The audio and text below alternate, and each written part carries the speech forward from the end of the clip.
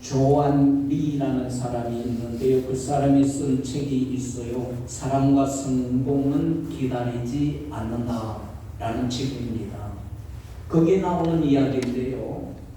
1820년대에 로스차일드 투자은행이 이제 유럽에서 크게 성공을 한 직후였습니다. 은행장은 유능한 부하 3명을 불렀어요. 그리고 그들에게 얘기했습니다. 미국에 진출할 기회인데 떠날 준비가 하는 데에 너희들 얼마나 시간이 걸리겠는가 라고 첫 번째 직원에게 불렀습니다. 은행장님, 저는 여기의 일들을 정리하고 이렇게 하면 열흘 정도 걸립니다 라고 했습니다. 그리고 두 번째 직원에게도 동일하게 물었습니다. 그랬더니 두 번째 직원이 이렇게 답합니다. 아무리 서둘러도요 3일 후에야 떠날 수가 있을 것 같습니다 라고 그렇게 답을 했습니다. 그리고 세 번째 직원에게도 그렇게 물었습니다. 그랬더니 세 번째 직원이 이렇게 답합니다. 지금 곧 떠나겠습니다 라고 하였습니다. 그러자 즉시 은행장은 말합니다. 좋아, 당장 떠나게. 자네 지금 이 순간부터 샌프란시스코 지점장일세 라고 하였습니다. 직원의 이름은 줄리어스 메이입니다. 그 후에 그는 샌프란시스코 최대 갑부가 된 사람이었습니다. 메이는 자기를 포기하고 오로지 로스차일드 은행만 바라고 있었음을 보여주고 있고 그 기회를 놓치지 않았던 사람이었습니다. 그런 직원을 은행장은 찾고 있었던 것이었습니다. 우리 신앙에 있어서도 하나님께서도 마찬가지십니다. 지금도 하나님 앞에 자기를 부인하고 오로지 하나님만 바라는 신앙의 자세를 가진 자를 하나님은 찾고 계시는 것입니다. 하나님은 그런 자에게 은혜를 베풀어 주십니다. 여러분, 오늘 본문 말씀, 이 신은 압살롬의 반역, 바로 다윗의 아들 압살롬의 반역으로 인해 가지고 요단 동편으로 피신하였던 다윗이 쓰게 된 시입니다. 하나님께 대한 바른 신앙을 교훈하기 위한 성격이 매우 강한 내용을 담고 있는 시가 바로 오늘 본문 시편 62편인 것입니다. 여러분, 특히 1절 말씀을 여러분들 한번 보십시오. 우리 1절 다 같이 한번 보십시다. 시작. 나의 영혼이 잠잠히 하나님을 바라는 나의 구원이 그에게서 나오는도다. 이렇게 표현하고 있어요. 하나님을 향한 다윗의 신뢰를 확실하게 보여주고 있는 말씀입니다. 여러분, 여기에서 나라고 하지 않습니다. 뭐라고 말씀합니까? 나의 영혼이라고 얘기합니다. 이 나의 영혼이라는 것은 바로 이 히브리어로 나푸시라고 이렇게 하는데 이 단어의 사용은 정말로 의미심장한 표현이 아닐 수가 없습니다. 이 단어의 의미는 개인의 전 인격을 포괄적으로 나타내고 있는 것이에요. 한 부분만이 아니에요. 우리 인격 전체를 다 포함해서 하나님을 바라고 있다라는 것입니다. 다시 말하면 전인격이 오로지 하나님만 바라고 하나님만 기대하고 하나님만 신뢰하고 있음을 보여주고 있는 말씀입니다. 그리고 또 잠잠이라는 단어가 나오죠. 이 단어는 두미야라고 그렇게 하는데 이것은 무엇인가 하면은 하나님 앞에서 자기를 부정하는 의미를 지니고 있어요. 자기를 포기하고 침묵 가운데 하나님의 뜻을 더 깊이 묵상하고 이해한다는 의미를 의미를 담고 있는 것이 잠잠히라는 단어입니다. 그리고 또 보니까 하나님만이라고 그랬어요. 만이라는 것은 아크라고 이렇게 하는데 배타적인 의미를 강조하는 불변사로서 본시에서만 6번 사용하고 있는 것을 보는데 1절에도 나오고 2절에도 나오고 4절에도 나오고 6절, 5절, 9절에도 이렇게 나오고 있는 것을 볼 수 있어요. 이 의미는 뭐냐면 오직 하나님만이라는 하나님에 대한 오직이라는 것이요. 확실, 진리라는 뜻으로 번역이 되는 단어입니다. 이 표현에 불의한 인간은 아무것도 아닌데 반해서 오직 하나님만 경외의 대상님을 강조하기 위한 말씀입니다.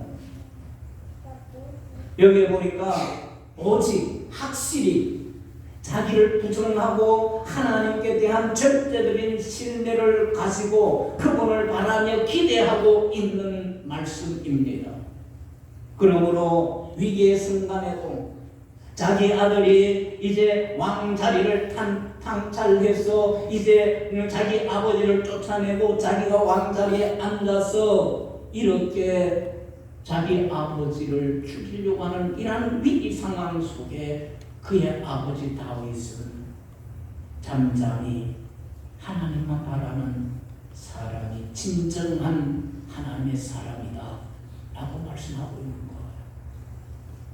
우리 개운교회 성도 여러분들도 이렇게 위기의 순간도 잠잠히 하나님만 바라는 사람이 바로 진정한 성도인 것입니다. 그렇다면 하나님만 잠잠히 바라라는 이유가 과연 무엇이겠습니까? 그 첫째는 구원하시는 하나님이시기 때문이에요. 여러분들 1절 다시 한번 보십시다. 다 같이 보십시다. 시작. 나의 영혼아 잠잠히 하나님 바라라. 나의 구원이 그에게서 나온다. 구원이 어디에서 나온다고요? 하나님에게서 나온다. 그에게서 나온다. 라는 것이. 그러기 때문에 나의 영혼아 잠잠히 하나님만 바라는 것입니다. 기대하는 것입니다. 소망하는 것. 여기에서 나의 구원이라는 원어는 예수아티라고 그렇게 하는데 도움, 승리, 번성을 의미하고 있는 단어입니다. 시인 다윗은 무자비하게 공격하는 원수들로부터 목숨만 구원받는 것으로 끝나는 것이 아닙니다. 승리와 축복까지 확신하고 있는 것이에요. 여기서 구원이 그런 거예요. 구원하는 것으로 그 어려운 것에서 그냥 위기를 모면하는 것으로 끝나는 것이 아니요 승리하고 축복을 받는 데까지 말씀하고 있는 것이에요.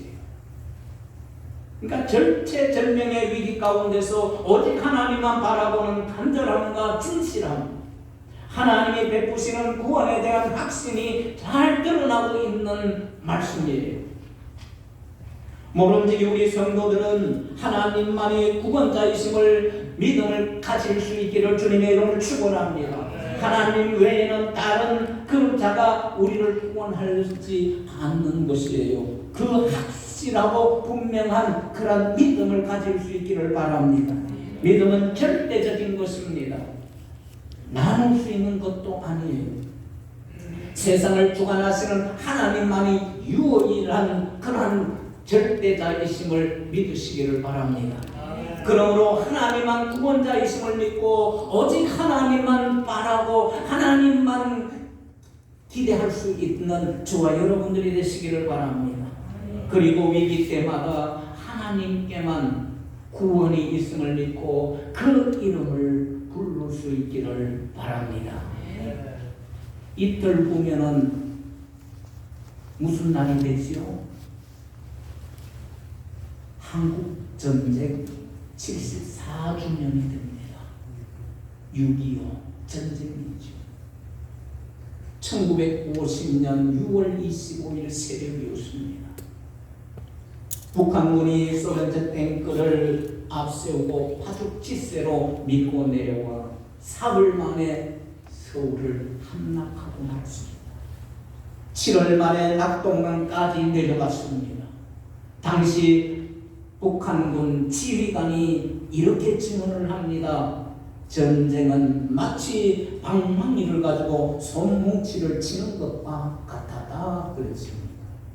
우리나라는 손뭉치처럼 방어 준비가 되고 있지 않았습니다. 그래서 북한은 전쟁이 쉽게 끝나는 줄 알았습니다.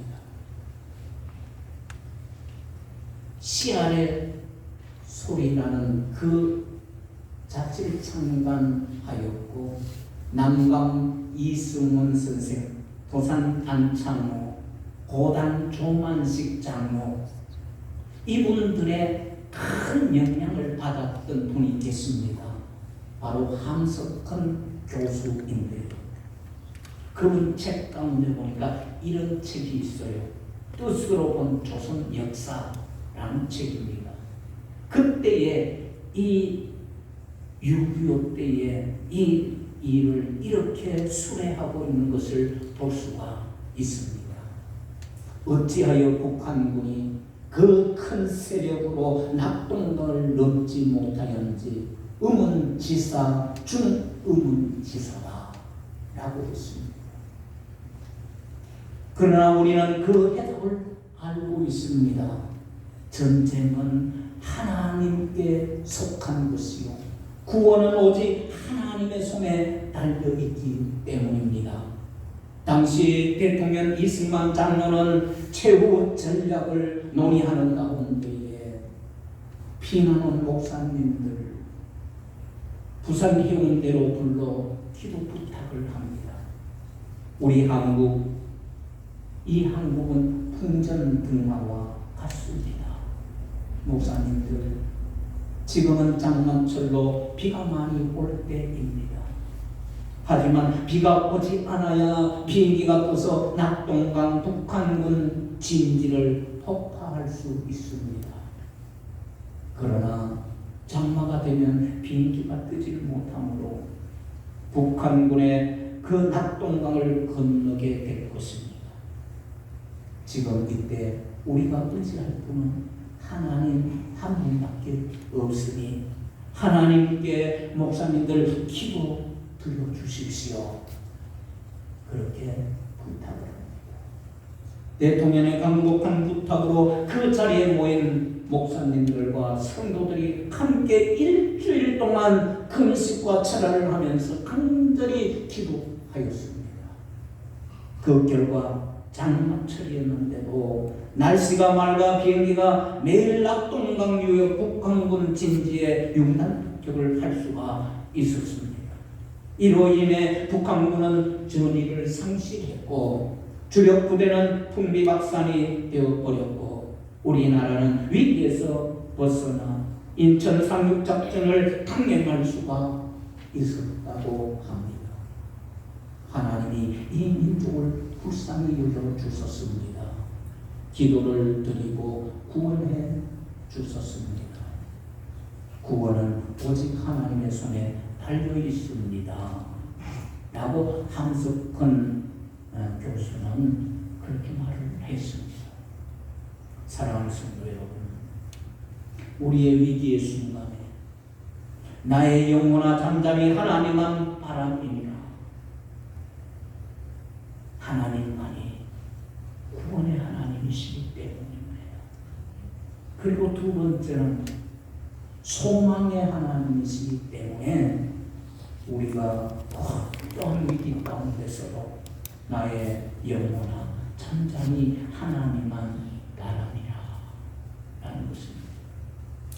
5절 말씀을 한번 보세요. 다 같이 한번 보십시다. 시작. 나의 영혼아 잠잠히 하나님만 바라라. 무릇 나의 소망이 그로부터 나옵니다. 아멘. 여기서 나의 소망이라고 했어요. 티구와티라고 그렇게 하는데 기다리다, 참다라는 의미예요. 거기에 동시에 또 어떤 의미가 있나 하면은 밧줄로 묶다라는 의미를 함께 가지고 있습니다. 밧줄을 묶거나 잡아당길 때 느껴지는 팽팽한 힘을 어떤 일을 고대할 때에 오는 긴장감에 비유하고 있는 것입니다. 막연한 기대가 아니에요. 여기에 소망은 그냥 우리는 막연한 게 아니에요. 하나님에 대한 신뢰감 속에서 자신의 기대하는 바, 소망하는 바를 견고하게 붙들어야 한다라는 의미인 것입니다. 담이 흔들리고 울타리가 흔들리고 믿었던 것들이 흔들리는 상황 속에서도 우리가 살 수 있는 까닭은 소망의 하나님께 우리가 두고 있기 때문에, 믿음은 하나님 안에 소망을 두는다는 그런 의미예요. 그래서 대적들은 이제 다윗으로 하여금 절망하게 함으로써 하나님을 의지하는 믿음을 꺾으려고 하였던 것이었습니다. 대적은 다윗의 믿음을 꺾지 않으면 다윗을 꺾을 수가 없기 때문이었습니다. 그러므로 하나님을 의뢰하는 믿음을 의심하게 하는 말을 사탄이 한다 해도 말씀을 의지하여 물리쳐야 하는 것입니다. 또한 누가 무슨 말을 해도 하나님에 대한 신뢰가 흔들리지 말아야 합니다. 하나님만이 소망이심을 끝까지 믿어야 하는 것입니다. 스코틀랜드, 영국의 스코틀랜드의 종교 개혁자였던 존 낙스가 있었는데, 그가 세상을 떠날 때에 이제 그들의 동지들이 그에게 물었어요. 소망이 있으십니까? 그렇게 물었어요. 이 질문의 뜻은 여러 가지로 생각할 수가 있어요. 영생의 소망이 있습니까? 교회 개혁의 소망이 있습니까? 스코틀랜드의 미래의 소망이 있습니까? 라는 것이었습니다. 그랬을 때 존 낙스는 얘기합니다. 예, 하나님만이 우리의 소망입니다. 라고 한 것이에요. 그는 한때 통치자들의 박해 속에서도 지치지 않고 교회 개혁을 단행했던 존 낙스였습니다. 설교가 어찌나 오름찼던지 그가 설교할 때는 나무 둥지가 흔들리는 것 같았다라고 사람들이 표현을 하였습니다. 그러나 낙스도 세상을 떠날 때는 힘이 없었어요. 한마디의 말도 하기 어려울 정도로 기력이 없었습니다. 그때에 동지들이 물었습니다. 소망이 있으십니까? 그때 이 질문에 낙스는 숨을 거두면서 말은 하지 못하고 손가락으로 하늘을 가리켰어요. 그 뜻은 이것이었습니다. 있습니다. 소망이 있습니다. 말은 못해도 힘이 없으니까 겨우 손을 들어 하늘을 지시하고 하나님이 계십니다. 하나님께서 하십니다. 하나님을 의지하십시오. 하나님께 소망을 두십시오. 하나님은 바로 소망이십니다. 라고 하는 뜻을 담고 함축하고 있는 것이 바로 그의 손가락 하늘을 지시하는 것이었습니다. 사랑하는 성도 여러분, 잠잠히 하나님만 바라시기를 바랍니다. 왜요? 하나님만이 우리의 소망의 하나님이시니까요.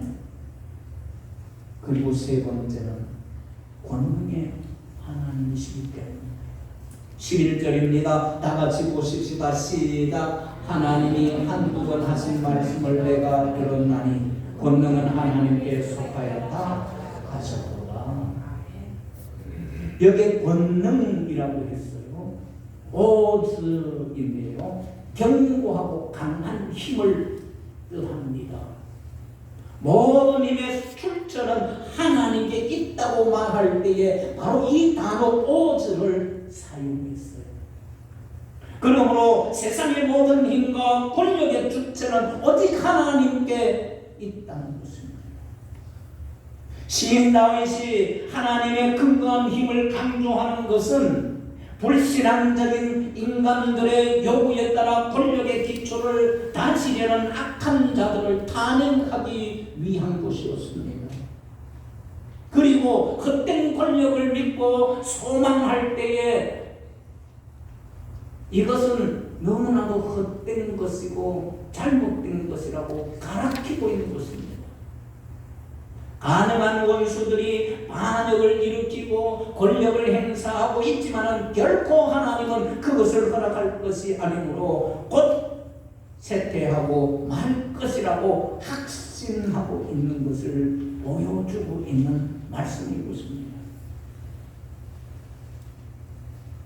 고아의 아버지라고 여러분들 많이 들으셨지요? 조지 물러입니다. 그는 16살 때에 절도죄로 감옥에 들어갔어요.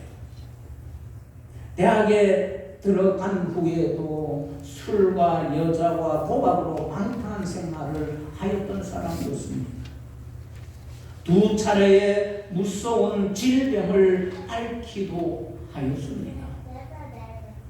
그러던 물러가 나이 20살 되던 해에 예수 그리스도를 만나게 됐습니다. 그 후에 놀랍게도 삶의 변화가 일어나기 시작한 것이에요. 예배와 기도로 헌신의 삶을 살게 되었습니다. 삶에 대한 새로운 의미와 목적을 그는 찾게 되었습니다.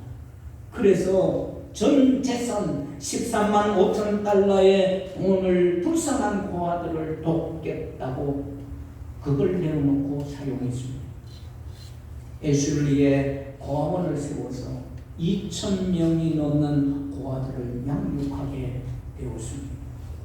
예수 그리스도를 만난 그 후부터 그는 이렇게 놀라운 하나님의 권능을 잊게 되어서 변화의 역사가 일어나게 된 것입니다. 그는 전 세계에 42개국을 다니면서 복음을 전했어요.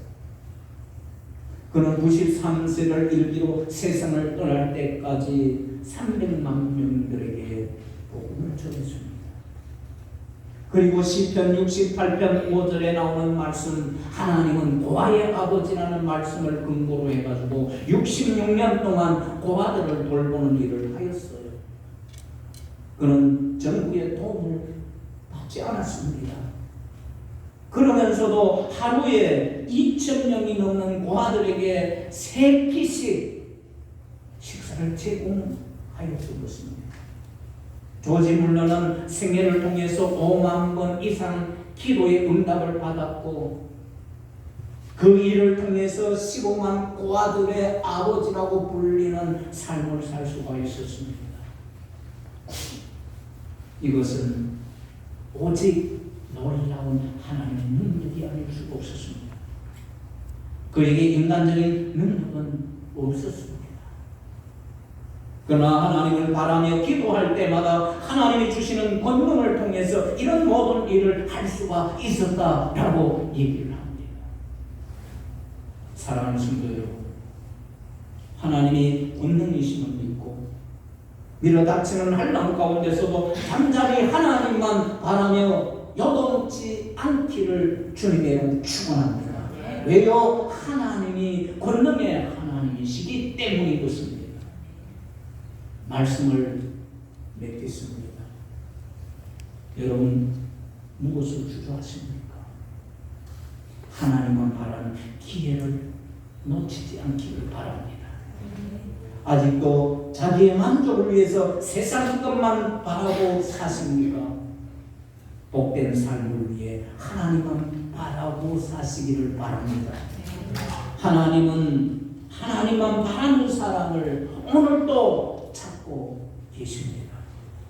부디 구원의 하나님만 바라시기를 바랍니다. 소망의 하나님만 바라시기를 바랍니다. 그리고 권능의 하나님만 바라며 절대적으로 오로지 하나님을 신뢰하고 살아가는 우리 개우교의 모든 성도들 다 되어질 수 있기를 주님의 이름으로 축원합니다. 기도하시겠습니다.